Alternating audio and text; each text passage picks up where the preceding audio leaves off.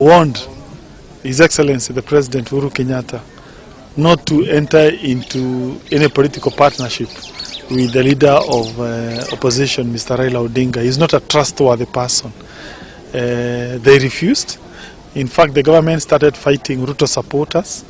We were de-whipped from our political positions. They were saying that the relationship between His Excellency and Raila Odinga is so strong. Now look where they are. Handshake is now almost over. I can tell you because I have been in politics for long. Whenever a small ingredient of mistrust enters into a political relationship, it can never be repaired. So handshake is now officially over.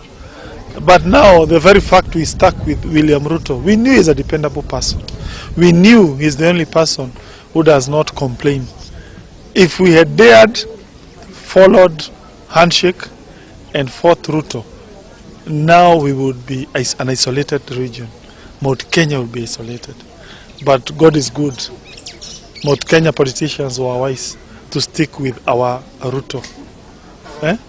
This is a case of a man who decides to divorce his wife, but the children stuck with the mother. He brings in the new wife. Then the new wife decides now, after eating everything, decides now to divorce the father.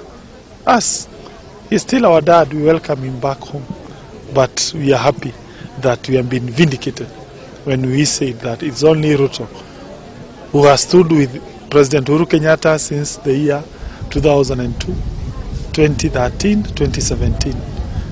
We can never trust Raila Amolo Odinga.